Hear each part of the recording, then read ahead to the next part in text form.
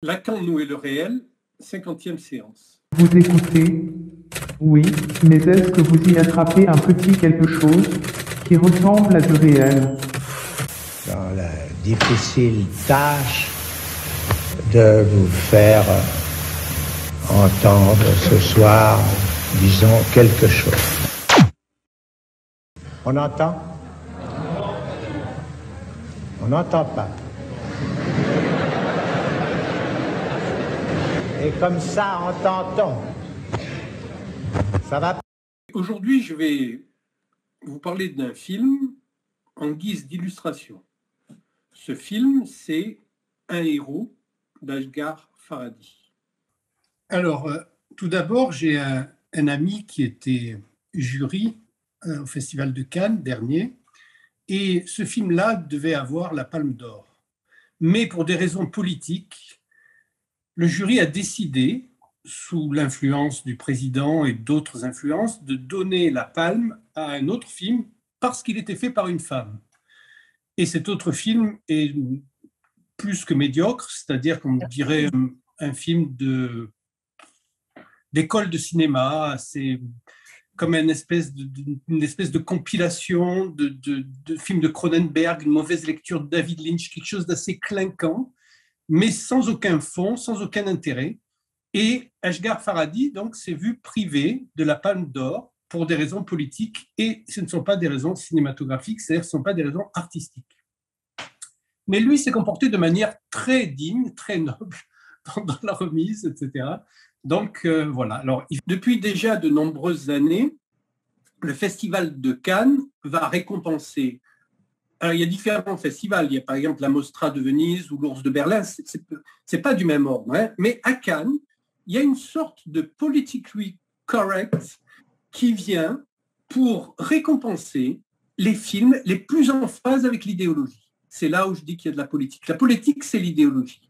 Et donc, l'idéologie a récompensé le film de Keshish, toujours des histoires de lesbianisme, des choses qui peut-être sont acceptables, mais qui ne représentent pas autre chose que l'idéologie dominante. Alors, ce film-là, il ne pouvait pas être l'idéologie dominante, mais ils avaient prévu, je le sais de source sûre à Cannes, de dire, quoi qu'il arrive, on donne la palme à une femme. Ce qui est, je trouve, dégradant pour une femme. Parce que si elle l'a, c'est parce qu'elle est une femme, c'est pas parce qu'elle a fait un bon film. Alors elle, comme elle est tellement prétentieuse, elle croit qu'elle a fait un super film, mais cinématographiquement, son film n'est pas bon du tout. Et en tout cas, ce film-là est beaucoup plus puissant et beaucoup plus en phase avec la problématique de l'époque réelle, mais qui est forcément caché par rapport à ce qu'on veut montrer. On va vouloir montrer quelque chose et cacher autre chose. C'est en ça que c'est politique. Et ce qu'on cache là, c'est la disparition du père. Et en fait, pour moi, dans le héros, là, un héros, c'est le père en tant qu'il disparaît de la scène, mais qui reste quand même présent comme possibilité de vérité. Lacan est très clair dans les écrits, dans son passage qui s'appelle Science et vérité. Pour Freud, la vérité de la souffrance, c'est d'avoir la vérité comme cause. Donc, il y a quelque chose à voir avec cette notion-là de vérité. La vérité, c'est un concept qui est très complexe, très subtil, qui a été exploré notamment par les philosophes, mais seule la psychanalyse arrive à la définir d'une certaine manière qui va être celle de Lacan. De savoir que, contrairement à la doxa, ce qui veut dire l'opinion dominante aujourd'hui, qui pense que la vérité, c'est quelque chose qui n'existe pas, qu'il y a des vérités, et qui confond donc les opinions sur la vérité avec la vérité. La vérité n'a pas de contraire, et la vérité fait structure de tout discours. Mais la vérité, on ne peut pas la dire toute, parce qu'elle touche au réel. Donc, cette illustration, enfin ce film-là, que j'ai choisi pour illustrer cette notion de vérité et le mensonge qui lui est inhérent, la vérité est menteuse, dit Lacan, on va voir comment les choses se distribuent dans le film. Alors, premièrement, il y a un passage aussi dans Lacan où, essayant de recentrer le propos de ce qu'il en est réellement de la psychanalyse, hein, parce que la psychanalyse donne lieu à de multiples déviances jusqu'à un révisionnisme aujourd'hui, notamment avec les gender studies, etc., qui n'ont plus rien de psychanalytique. C'est-à-dire, ce qui fait l'os de la psychanalyse, son concept fondateur, est complètement dénié par le travail de la majorité de ceux qui se disent psychanalystes aujourd'hui et qui ne le sont pas le moins du monde, puisqu'ils font de la psychologie et même de la psychologie de bazar.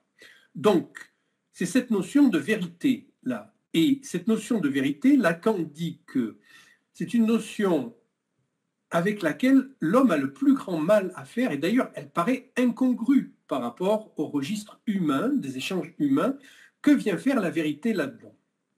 Et Lacan, là, explique que Freud, pour Freud, c'est très clair, il en revient toujours à Freud, hein, c'est que instaurer le registre de la vérité ne peut se faire que par un concept qui est celui de père.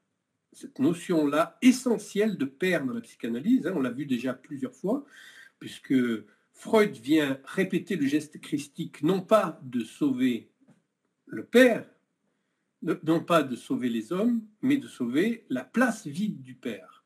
D'une certaine manière, l'accès à la vérité en tant qu'elle fait structure de tout discours, c'est-à-dire de la reconnaître comme telle, comme faire structure de tout discours. Parce qu'il y a une vérité, contrairement à la doxa, mais elle ne peut pas être dite toute.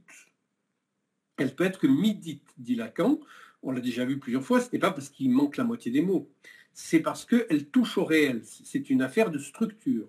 Et pour entrer dans la structure, il s'agit de réaborder l'Oedipe dans la façon dont il offre aux petits d'hommes la possibilité d'entrer dans le monde symbolique. Donc, c'est le conflit originel, c'est-à-dire le conflit imaginaire avec le père qui va amener à l'intégration du monde symbolique. On a vu que cette dimension-là se situe en opposition à l'autre registre, c'est-à-dire l'identification à la mère, qui est la couvade.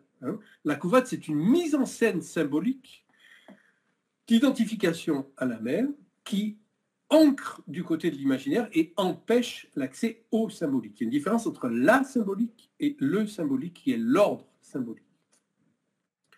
Donc, cet accès au père, là, c'est évidemment toutes les nuances de l'approche psychanalytique entre le géniteur, qui est le père imaginaire, le père symbolique, la fonction paternelle, et le nom du père, qui est le père réel, c'est-à-dire l'agent de la castration pour la psychanalyse. Dans ce film-là, ce dont on se rend compte tout de suite, a priori, on est plongé dans l'ambiance, c'est que le premier plan, qui va résonner d'une certaine manière avec le dernier plan, on va le voir après, c'est un plan où la caméra est derrière les barreaux.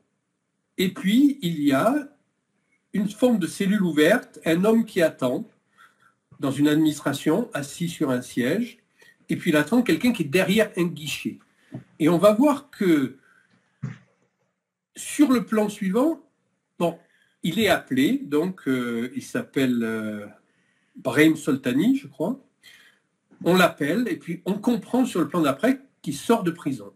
Il sort de prison, mais il y a des barreaux partout. C'est-à-dire que ce ne sont pas des barreaux, là, ce sont des grillages, mais on voit qu'il y a des barrières partout. C'est-à-dire qu'il n'y a que des espaces clos dans le film, et qu'on va le voir, pratiquement tous les plans, il y a un plan avec une ouverture, mais il y a toujours des espaces qui clôturent. Et on va voir que c'est une clôture qui correspond à une clôture psychique, c'est-à-dire un enfermement intérieur qu'on peut dire l'enfermement à l'intérieur du moi, d'une légende, hein, puisque le moi est une légende imaginaire qui, en psychanalyse, s'interdéfinit avec le jeu qui, lui, est réel. Le jeu apparaît dans le discours quand on l'écoute. C'est-à-dire le jeu en tant que réel, il apparaît comme un sujet qui ne parle pas, mais qui est parlé. Et c'est par là, donc, qu'il s'appréhende comme un élément qui sort du symbolique pour toucher le réel. Ça, c'est le travail de la cure analytique qui, bien sûr, est une sorte de travail aussi de réduction de l'imaginaire, donc réduction du moi, réduction de tout ce à quoi le sujet s'est identifié. Puisque le moi n'est qu'une série d'identifications, toutes les peaux de l'oignon qu'est le moi est une identification. Donc, il s'agit de réduire les identifications et de réduire l'imaginaire pour avoir un accès au réel. Et là, on voit que toutes les peaux sont représentées dans le film avec l'ensemble des espaces clos, que ce soit les espaces en verre, là où il y a les photocopies, les commerces, etc.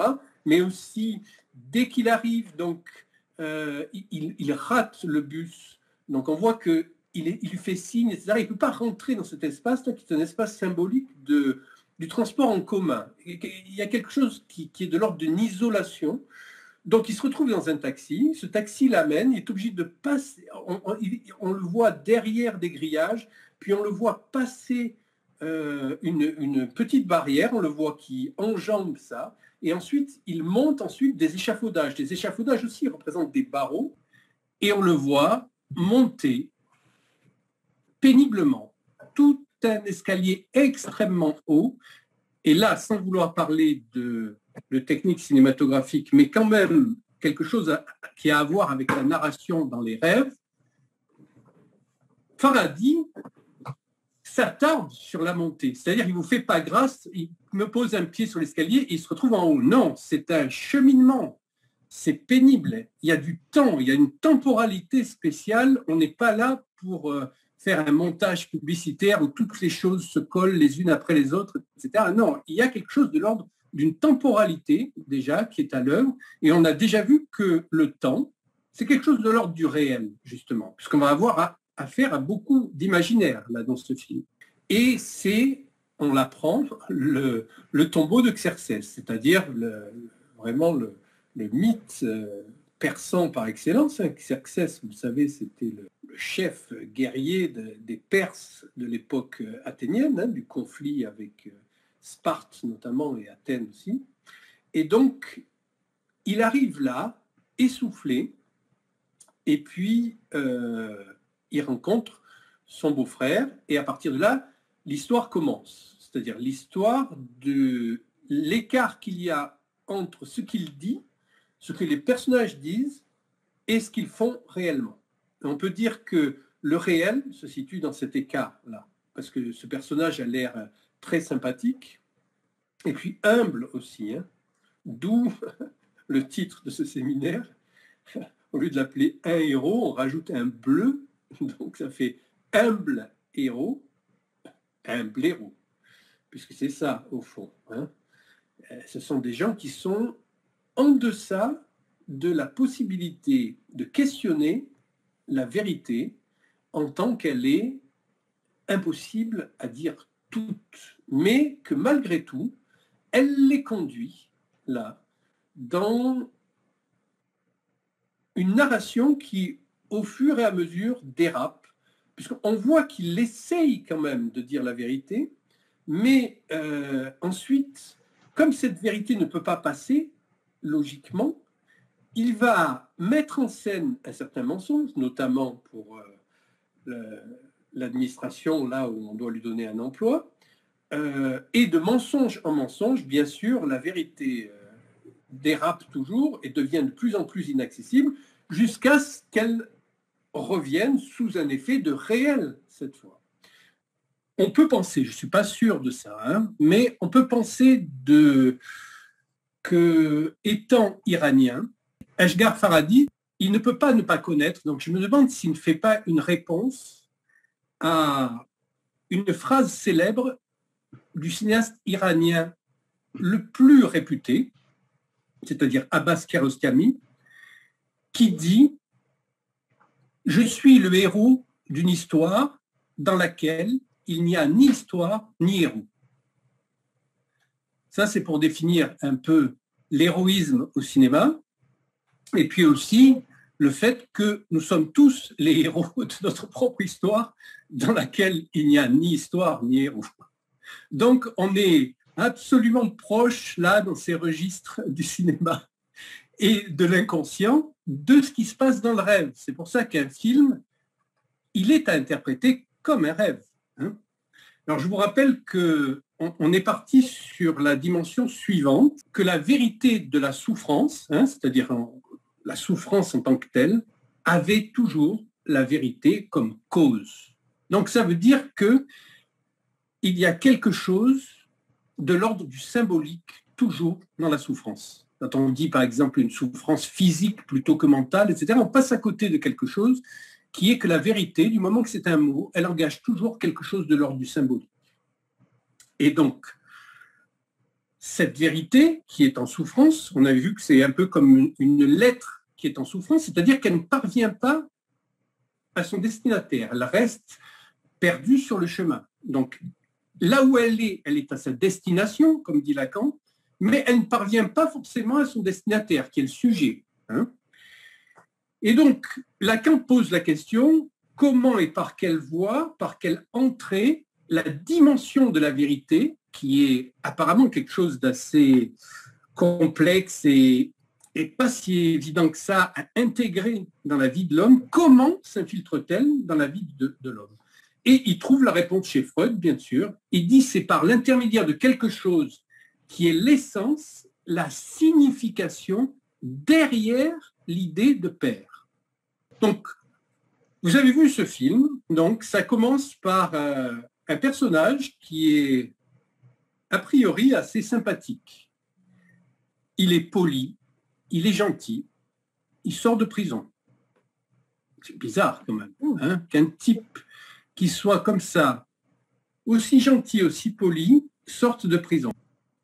Donc il arrive et puis il trouve son beau-frère, donc avec lequel il discute, et ils essayent de résoudre le problème, c'est-à-dire de le faire sortir de prison, en remboursant la dette qu'il a auprès de quelqu'un, donc qu'il a envoyé en prison pour non-respect de la créance. Et va se greffer là-dessus donc une histoire comme quoi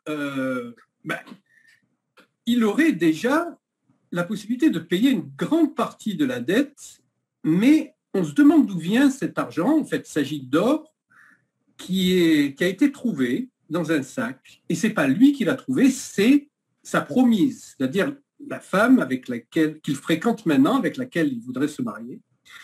Et cette femme-là, en fait, c'est elle qui a trouvé le sac, et donc on comprend petit à petit dans le film qu'il y a quelque chose de trouble avec ce sac-là, avec ces pièces d'or qui sont dedans. Et ils vont voir ensemble alors je ne sais pas comment ça s'appelle, quelqu'un qui revend, c'est un peu comme le monde piété, là vous allez donner vos affaires, on vous donne de l'argent en échange. Et évidemment, l'or est à un niveau assez bas à ce moment-là, et donc il est loin d'avoir la possibilité de pouvoir payer sa dette avec ça, même pas la moitié. Et puis, finalement, il décide d'y voir un signe et de rendre le sac, de passer une annonce de rendre le sac. Parce que c'est quelqu'un qui a l'air très gentil comme ça, mais il est assez malin, il est assez roublard, comme on va voir. C'est-à-dire sous ses apparences d'être un garçon très gentil et très poli. Alors je vous rappelle que quand même, l'Iran, c'est le pays de la politesse extrême. Hein. Vous voyez dans les films, vous pouvez voir tous les films iraniens, si vous allez à Téhéran, c'est la même chose. Si vous connaissez les Iraniens, il y a en Iran la pratique de ce qu'on appelle le tarof. Le tarof, c'est que vous allez être obligé de refuser 3 fois une offre avant de l'accepter. Alors, si vous sortez du désert, vous êtes assoiffé, on vous propose, tu veux un verre d'eau? Non, merci. Ah, prends un verre d'eau. Non, non, merci. Ah, je t'en prie, regarde, tu es assoiffé, prends un verre d'eau. Non, non, ça va, merci. Allez, je te le donne le verre. Bon, allez, merci. Donc, il n'y a qu'à la 4e fois, quand on est poli, qu'on accepte. Sinon, il y a toujours beaucoup de déférence vis-à-vis de l'autre. Et l'autre, ça engage dans la police, dans la cité, l'idée de la politesse. Hein. Donc, c'est une politesse extrême. Et c'est un garçon qui a l'air très gentil et très poli. Et puis, finalement, de fil en aiguille, donc, il se retrouve à dire que le sac, en fait, il faut le rendre, donc il passe une annonce et il fait en sorte qu'on l'appelle à la prison. Alors, ça lui fait beaucoup de publicité, et puis il devient donc une sorte de héros. Voilà. On voit que la définition du héros a beaucoup changé au fil des époques, hein, entre ce qu'on appelait les héros dans la Grèce antique, où justement il y avait en face Xerxès et les Perses.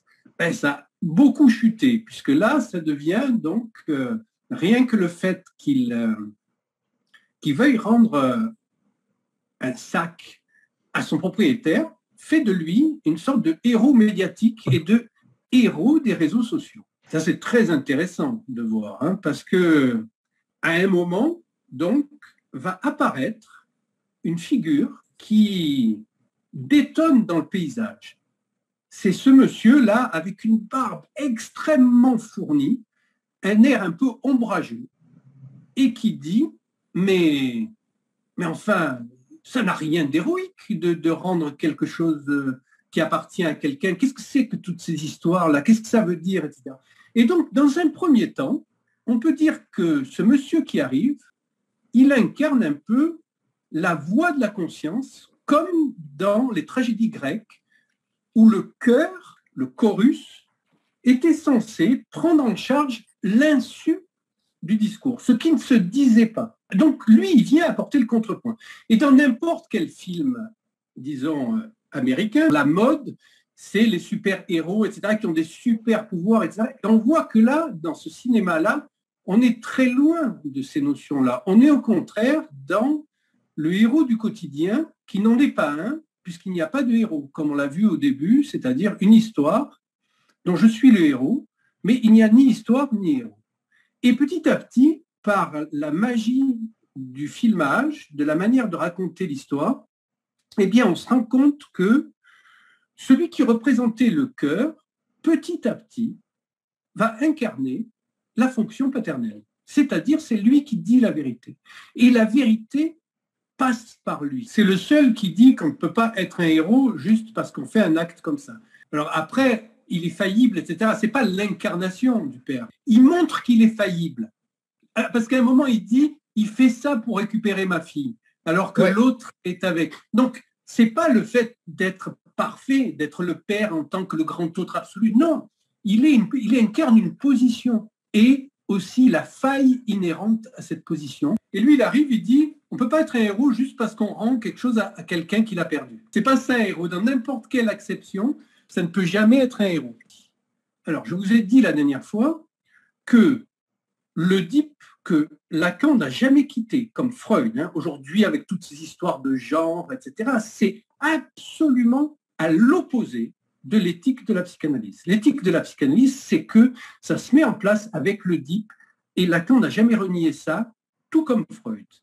C'est que c'est par le conflit imaginaire avec le père que se réalise l'intégration symbolique, c'est-à-dire ce rapport au langage qui fait remonter du signifié au signifiant. Or, vous remarquez que dans le film, c'est à partir du moment où il acte ce conflit imaginaire avec le père, où il y a une bagarre, hein, alors qu'on est dans ce monde-là extrêmement policé, de la politesse, du tarov, etc., ils en arrivent à venir aux mains quand même. Hein, il y a du sang qui coule, etc. Il est enfermé dans un des box. Et à partir de là, effectivement, ce que lui avait dit celui qui incarne le père avec qui il s'est battu, c'est-à-dire qu'il exploitait l'infirmité de son propre enfant pour attirer la sympathie, la passion sur lui, etc. En fait, il va avoir pour la première fois commettre un acte de père en interdisant au directeur de la prison d'exploiter la vidéo de l'enfant. Donc, pour la première fois, il va protéger son fils. C'est comme si l'enfant portait le symptôme du père qui n'arrive pas à dire la vérité et que lui le manifeste de cette manière-là, c'est-à-dire les mots ne viennent pas. Parce que en psychanalyse, vous savez, on ne va pas de la des mots à la pensée. Hein. C'est plutôt les pensées inconscientes, nos pensées inconscientes, qui essayent de se frayer un chemin jusqu'aux mots. Et on voit que c'est une souffrance, là. Quand le gardien de prison, enfin le directeur plutôt de la prison, le filme, on a mal pour lui, parce que c'est comme s'il portait justement le symptôme d'une vérité qui n'a jamais pu se dire. Il n'a jamais dit la vérité jusqu'à maintenant. Il est en crise avec la vérité, et le fils en est le symptôme, là. Et donc, quand il prend sur lui, effectivement, son fils risque d'aller mieux et de pouvoir trouver un traitement et d'une manière ou d'une autre pour sortir de cette parole qui ne peut pas se dire. C'est parce que justement, il est rentré dans l'ordre symbolique. Jusqu'à ce moment-là, il n'est pas rentré dans l'ordre symbolique. Il est justement dans l'imaginaire, dans l'identification. Il est dans tous ces petits jeux pervers du mensonge, de la vérité qui se dit tout en mentant, le mensonge intégré à la vérité. Même quand je dis la vérité, je mens. Et quand je mens, je le dis au nom de la vérité. Donc, il y a toujours cette ambivalence jusqu'à ce moment-là, parce qu'il y a un peu de sang qui coule, il y a un peu de réel qui arrive.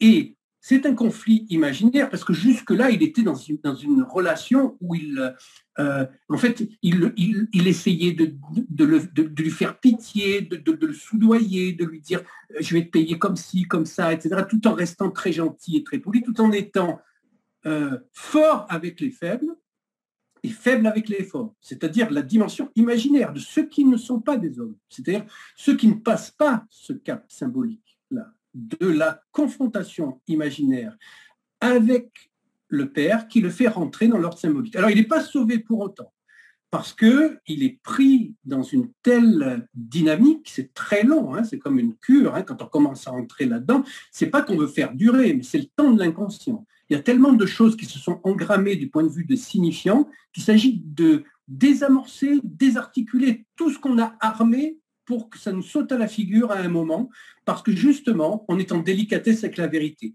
On est en délicatesse avec la vérité parce qu'on se ment, parce que le sujet se ment. Et là, vous avez un exemple pendant tout le film de la manière dont se ment le sujet. Et ce que je trouve très intéressant aussi d'un point de vue qui est théologique, c'est que ça se passe dans un pays d'islam. Alors, comme vous le savez, ma manière de voir les trois grandes religions, les trois religions du livre, dans lesquelles je n'exclus aucune, il y a la voie législative, c'est-à-dire l'ordre de la loi qui apparaît avec la judaïcité, ensuite l'incarnation avec les chrétiens, et puis la voie prophétique avec l'islam. Mais cette fois, avec l'islam, il n'y a même plus de possibilité qui est d'identification au Père en tant qu'il serait humain. C'est un grand autre qui est inhumain. Vraiment le partenaire inhumain en lui-même, c'est-à-dire un retrait absolu face à cette altérité radicale dont on ne peut rien dire. C'est une altérité absolument radicale. D'ailleurs, ça ne peut se comprendre, l'islam véritable, qu'à partir d'un périmètre très étroit autour du Golgotha. Ce n'est pas moi qui dis ça, c'est ce que disait Rumi et Ibn Arabi, surtout, c'est-à-dire vraiment le grand théoricien de l'islam, celui qui a créé les moines, comment ça s'appelle, ceux qui tournent, les derviches tourneurs, donc, et qui est la référence absolue de cet islam-là, soufi, qui est la spiritualité même de l'islam.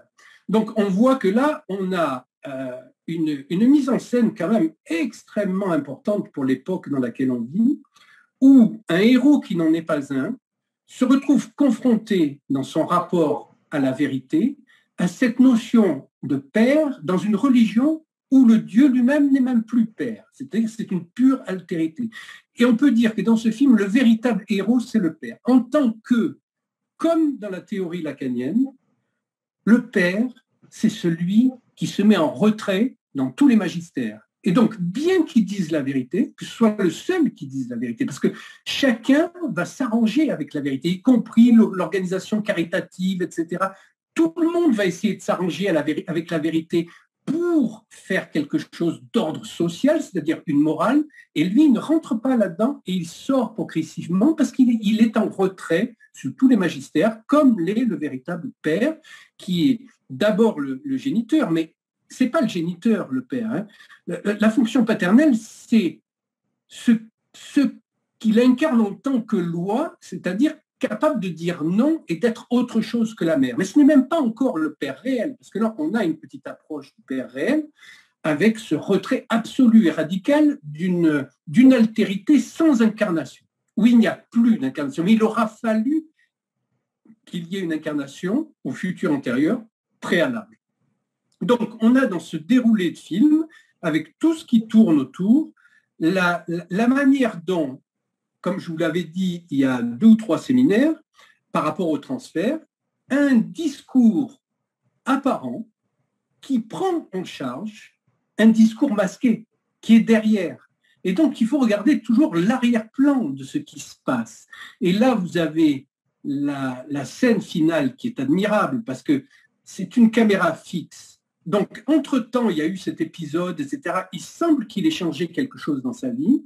Il s'est rasé et il n'a plus de cheveux, il a juste une moustache, il n'a plus sa barbe. Il y a son fils et sa compagne qui l'amènent à la prison. Et puis on le voit, il y a une espèce d'épisode où il y a une offrande, comme ça se fait en Iran, et puis il prend le plateau pour les prisonniers, mais il n'y touche pas lui-même, il regarde par la fenêtre, par la porte ouverte, et donc il est à l'intérieur de son moi, parce que le moi, c'est ce qui empêche la vérité. C'est une prison psychique, c'est une prison discursive.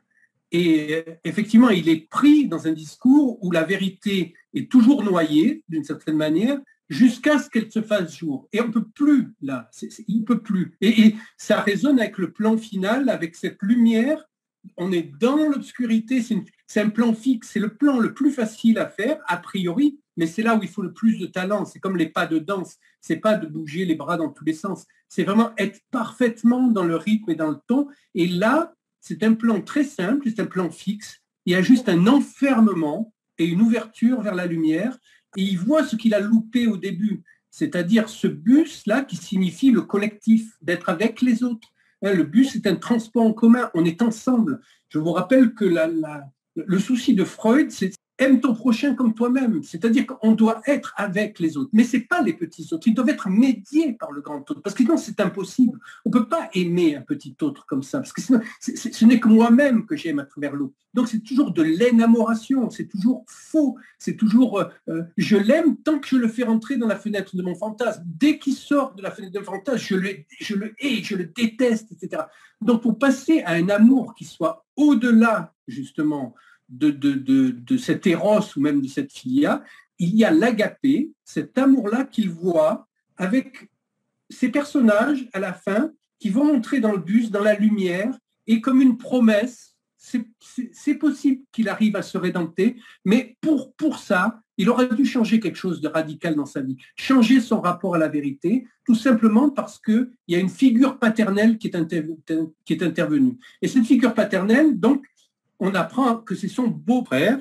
Donc, on voit que ce n'est pas le père en tant que géniteur, c'est la voix des pères, comme on disait auparavant à l'Église. C'est-à-dire que autant la mère, elle est marquée du un, d'une forme d'unification avec elle. C'est comme si on devenait deux à partir d'elle, mais on était un avec elle, on faisait un. Le père, il est tout le temps venu par la parole. Donc, on a vu ça la dernière fois, c'est-à-dire le Père vient par la parole, et vient par une parole qui installe non pas la vérité en tant que telle, mais la vérité en tant qu'elle fait structure de tout discours. C'est parce qu'il y a la vérité qui ne peut jamais se dire toute qu'il y a les discours. Et même quand on ment au nom de la vérité. Et donc, il aura fallu, pour arriver à ce qu'il se passe quelque chose et qu'il y ait cette possibilité-là, eh bien, qu'il y ait l'amorce de règlement réel d'une dette. C'est au nom de la dette que ça se passe. Puisque, au fond, lui qui est très gentil, très poli, alors ce qui est intéressant, c'est la manière dont Asghar Farhadi le film, parce que jusqu'à un certain moment du film, on a envie d'être avec lui, on a envie qu'il s'en sorte, on se dit mais quand même, quel bon garçon, en plus il est beau, etc. Et puis on sent qu'il est pas mal intentionné, il n'est pas méchant, il n'est pas violent, etc. Et puis au moment où la télé arrive, c'est-à-dire la mise en scène de son moi comme un spectacle, aujourd'hui on est toujours en plein spectacle, Alors là, d'un seul coup, alors qu'il vient de dire au directeur de la prison que c'est pas lui finalement qui a trouvé le sac, c'était elle, le directeur de la prison. Il dit mais ça complique un peu les choses, etc. Et on le voit très à l'aise, mentant de manière effrontée, en racontant où il avait trouvé le sac, comment il avait fait, qu'est-ce qui s'est passé dans sa tête, etc. Et là, le spectateur est mis en porte-à-faux. Coluche, il disait, on ne peut pas dire la vérité à la télé parce qu'il y a trop de monde qui regarde.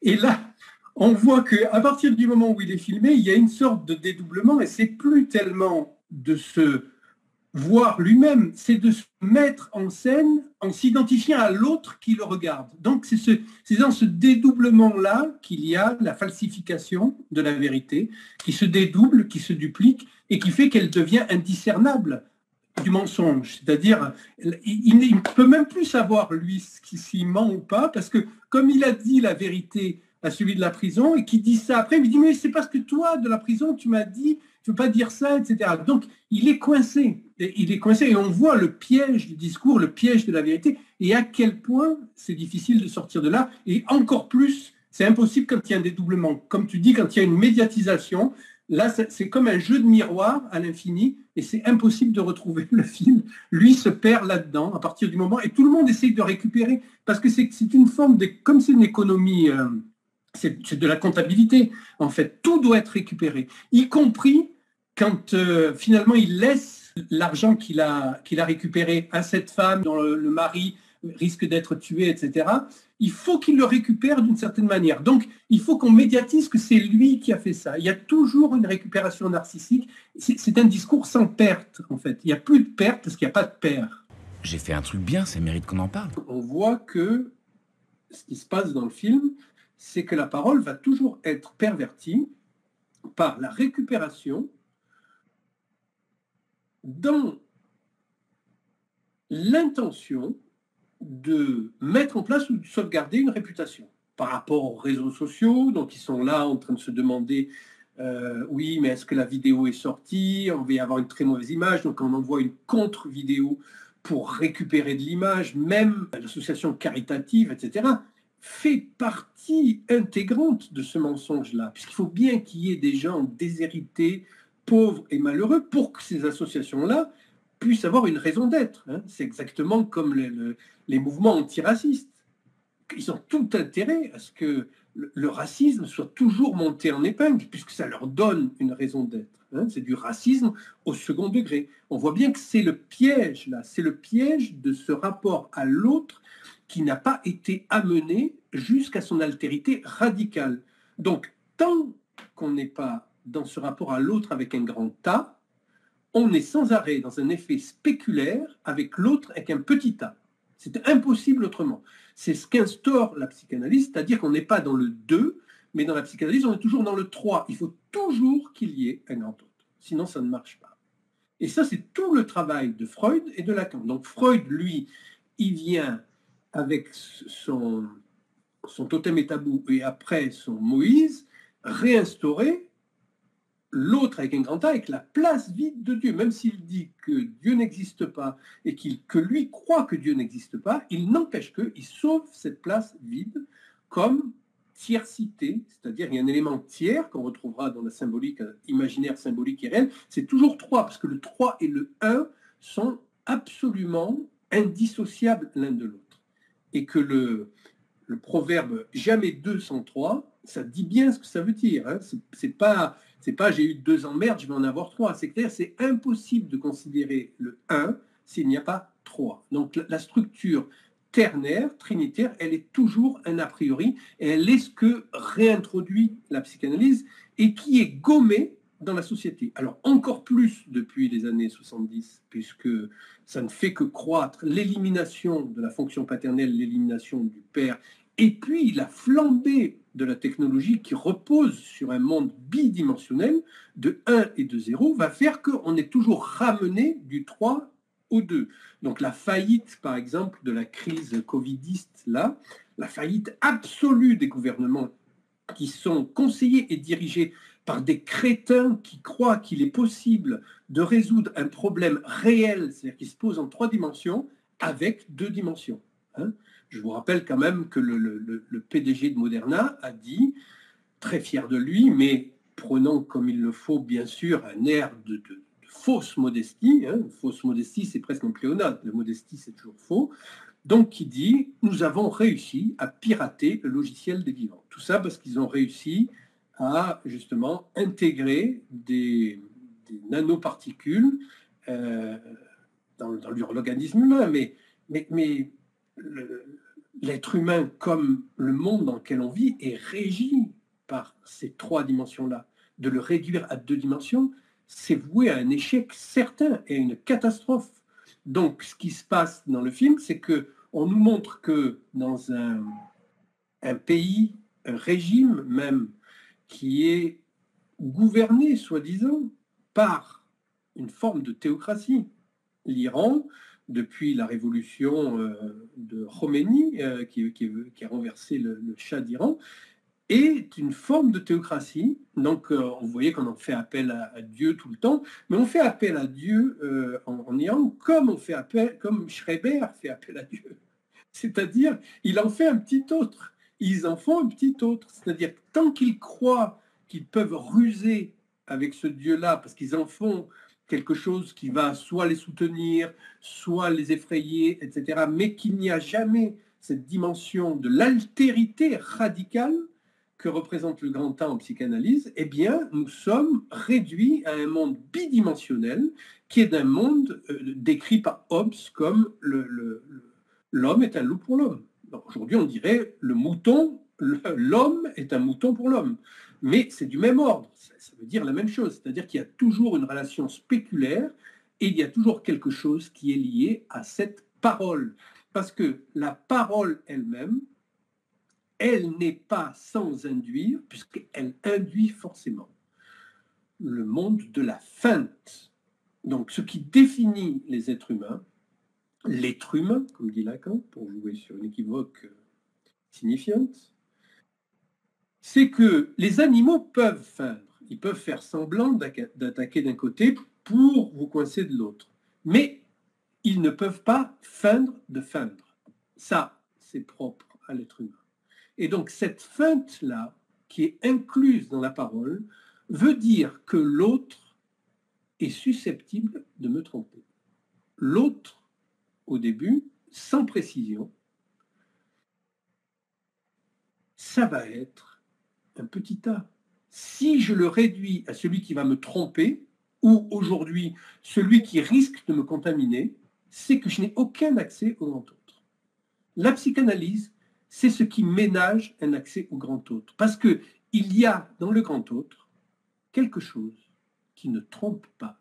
Il y a de la tromperie, puisque c'est le propre de la parole, c'est de mentir, c'est que la vérité elle-même, elle ment, et qu'on est donc dans le registre du mensonge, mais il y a dans l'autre avec un grand A, comme on le trouve dans les écrits d'Einstein, ou de Descartes, ou de Lacan lui-même, il y a quelque chose dans le grand autre qui ne trompe pas parce qu'il n'est pas assimilable au petit autre. Il n'est pas réductible au petit autre, tout simplement parce que c'est de la logique. Il est l'altérité radicale, le grand autre. Donc quelque chose qui n'est pas assimilable. Donc de ce fait-là, rien que de ce fait-là, il y a quelque chose qui ne trompe pas, à condition de le considérer comme cette altérité radicale-là. Or, dans tout le film, on voit qu'on assiste à des tromperies en cascade au nom du bien. Hein, on voit qu'ils sont sincèrement contents et fiers de cet acte civique-là. Ils se réjouissent tous, c'est tout le temps au nom du bien. Hein, mais en fait, il n'y a que des tromperies parce que la dimension du grand autre, véritable, elle est altérée. Elle n'existe pas, tout simplement. Il n'y a que des jeux de miroirs. Chacun se retrouve avec l'autre comme soit un objet, soit un adversaire. Et donc, il n'y a plus de possibilité d'entrer dans la parole en tant qu'il y a quelque chose en elle qui n'est pas tromperie et qui permet d'être saisi dans ces vers de Racine, le grand autre, soumise, celui qui met un frein à la fureur des flots c'est aussi des méchants arrêter les complots.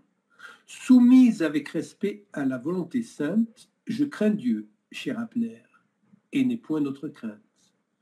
Donc on voit que là, le point de Capiton, c'est cette crainte elle-même qui transforme toutes les autres craintes qu'on peut avoir. On a peur de tout. Hein. On vit dans une société où les gens ont peur de leur ombre, ils se baladent avec une guenille faciale sur la tête en pensant que ça va les protéger d'un virus respiratoire. C'est un monde totalement pris de folie. Hein. C'est un monde psychotique, on peut dire. Hein. Mais encore, les psychotiques, il y a quelque chose d'intelligence chez les psychotiques. Il y a une tragédie, quand on reçoit en analyse, il y a quelque chose de magnifique, il y a quelque chose derrière à pouvoir ramener justement du côté de cet autre-là, en sachant que le psychotique, lui, ce qui le différencie du névrotique, c'est que le psychotique, il est habité par le langage. Donc, il n'a pas construit une barrière, justement, moïque suffisante pour filtrer et revenir vers le grand autre. Tandis que le névrotique, lui, il habite le langage, mais il n'en sait rien et il ne veut rien savoir. Il prend toujours les mots pour des choses, il prend ses énoncés pour une vérité, comme dans le film, chacun prend ses énoncés pour une vérité, et puis pour des choses. Et il y a inaccès à l'autre avec un grand A. En fait, le travail de la psychanalyse consiste à faire chaque fois ces 2 tours, hein, c'est comme les 2 tours des 4 discours, il faut faire 2 fois le tour, une fois l'aller, une fois au retour. Et là, de la même manière, il s'agit que cette parole qui fonde le désir, en tant que c'est un dire originel, hein, ce désir-là, qui va être médié, transformé, rendu inaccessible par l'altérité du petit autre, d'une certaine manière. Le fait d'être pris dans un discours familial, parental, scolaire, social, etc. Il s'agit de revenir vers le grand autre, mais en usant cette fois de la logique, c'est-à-dire la logique en tant qu'elle est la science qui permet cet accès au réel. Donc, ce film-là me semble assez exemplaire parce qu'il y a absolument tous les ingrédients de notre impasse sans avoir le côté pathétique occidental avec les bons d'un côté, les méchants de l'autre, ça devient complètement ridicule, notamment les films américains, avec les super-héros. Là, on est juste dans un héros, hein, les super-héros ont des super-pouvoirs. Mais il n'y a pas de super-héros et il n'y a pas de super-pouvoir. Il y a juste le fait de pouvoir être qui veut dire pouvoir dire quelque chose de l'ordre de la vérité.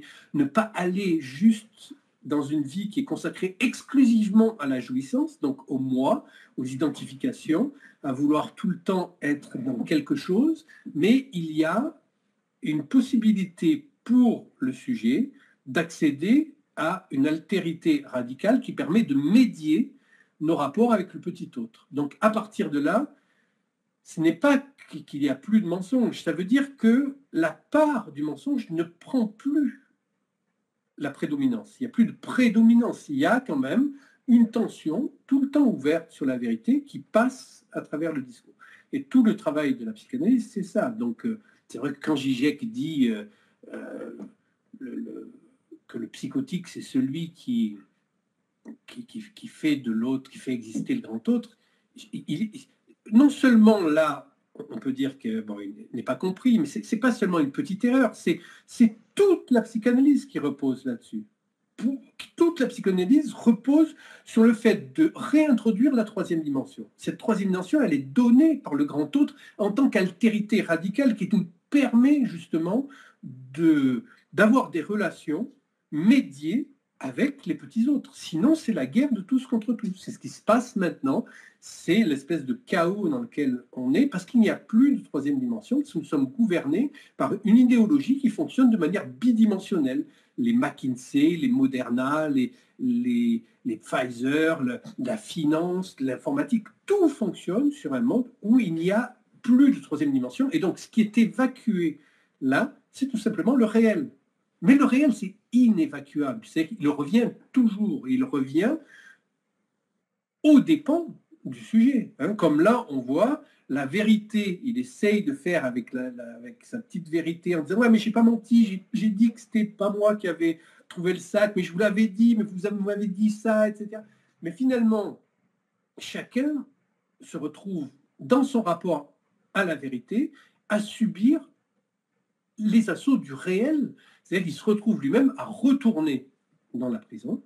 Et puis cette fois, on ne sait pas comment il va se sortir de là parce que on espère qu'il s'est passé quelque chose avec cet avènement où effectivement le fait d'avoir ce conflit imaginaire avec, disons, l'instance qui représente la fonction paternelle, à ce moment-là, puisque l'autre, il a une fonction paternelle. Là, il a prêté à sa sœur, qui vraisemblablement est une sœur cadette, et puis il est malheureux parce qu'il a sacrifié la dot de sa fille, etc. Donc il incarne une certaine fonction paternelle, mais ce n'est pas seulement ça, c'est aussi qu'il est du côté de la vérité, et que c'est une vérité qui est un peu amère, qui n'est pas facile à dire, et tout le monde est un peu en délicatesse avec lui. Donc, évidemment, le fait de dire la vérité, eh bien, c'est quelque chose qui est très difficile, parce que notamment cette scène-là, où le petit garçon pleure dans le lit. Au début du film, il apprend que sa mère va se remarier, peut-être, en tout cas qu'elle fréquente quelqu'un. Et la sœur dit non, il ne faut pas le dire, il ne faut pas en parler, etc. Donc il s'agit toujours de ne pas dire la vérité. Hein. C'est dès le début du film, ça.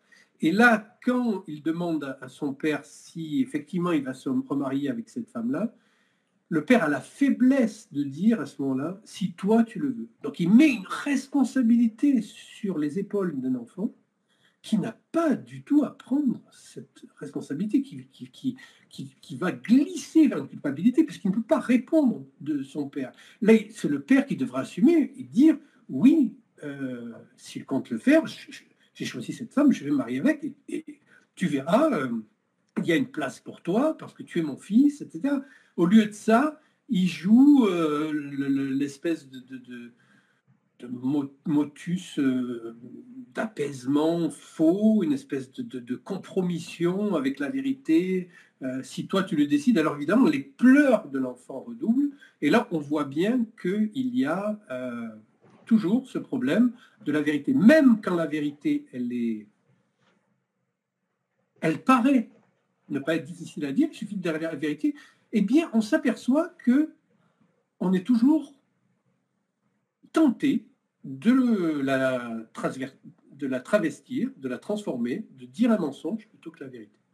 Et donc, ça donne le fait que toute la société est un mensonge dans le film, repose sur un mensonge. Ce mensonge, c'est l'évacuation de la dimension de l'altérité radicale, c'est-à-dire du grand autre. Donc, la société est perverse. Forcément. Ça, c'est une chose absolument inécoutable et irrecevable en ce moment, alors que ça n'a jamais été plus manifeste qu'aujourd'hui. Donc, il y a des trous dans l'histoire partout, mais c'est les trous du patou, c'est-à-dire du registre signifiant, et qui fait que l'inconscient se situe c'est les trous dans notre histoire. Voilà. C'est pour ça que j'ai trouvé ça très intéressant, justement, qui ménage ces trous-là. C'est complexe, mais il laisse les trous. Exactement comme quand un analysant nous raconte un rêve et qui ne se rend pas compte de ce qu'il raconte parce qu'il n'entend pas ce qu'il dit. C'est pour ça qu'il a besoin d'un analyste. Parce qu'un analyste ne va pas lui dire comment vivre ou comment penser, mais il va lui dire ce qu'il a dit. Ce qu'il a dit réellement. Parce que comme la vérité fait structure de tout discours, eh bien, à travers ces mots, même s'il ment à plein poumon, il y a une vérité qui va se produire. Il va dire quelque chose qui est de l'ordre d'une vérité. Et de vérité en vérité, quelque chose va changer dans le rapport de son sujet à la parole qui s'extrait du discours. Et là, effectivement, il y a une possibilité de sortir d'un discours lénifiant qui l'amène à une forme d'adaptation. L'adaptation, on le sait dans l'enseignement lacanien, c'est vraiment être adapté à la société. C'est le surmoi maternel qui fait ça. Hein, c'est les lois pour réussir, les lois pour écraser les autres, etc. Il n'y a plus de grand autre, il y a l'effacement du grand autre. Or, la figure du père, c'est ce qui permet de réinstaurer la possibilité de l'autre avec un grand A, à partir duquel la dialectique peut se mettre en place et la relation à l'autre avec un petit a, elle est toujours médiée par le rapport du sujet au langage. Là, on a à la fois quelque chose qui concerne l'époque, mais qui est aussi éternel, c'est-à-dire de tous les temps, et qui, dans cette société iranienne qui pourtant est dominée par un autre religieux sévère, est quand même aux prises avec les mêmes poncifs de la modernité, avec les réseaux sociaux, enfin les réseaux dits sociaux, avec tout ce qui se passe dans nos sociétés, et on n'est pas si loin, sauf qu'il y a, à travers la tradition, il y a quelque chose qui se conserve, et par l'intermédiaire d'une œuvre d'art comme un film, qui est interprété, comme je vous le dis, exactement comme on interprète un rêve, c'est-à-dire les procédés avec le discours masqué, le discours apparent, les procédés d'inversion, de déplacement, de condensation. Vous avez tout ça qui permet de lire ce film et de comprendre qu'il parle de nous, qu'il parle de chacun de nous et de notre rapport à la vérité, même si ça a l'air d'être assez loin et que ça se laisse regarder comme une espèce d'histoire sympathique comme ça. Il y a beaucoup de profondeur et toute la qualité consiste à faire passer quelque chose comme ça en douceur, mais qui est très subversif et qui correspond effectivement à l'éthique de la psychanalyse.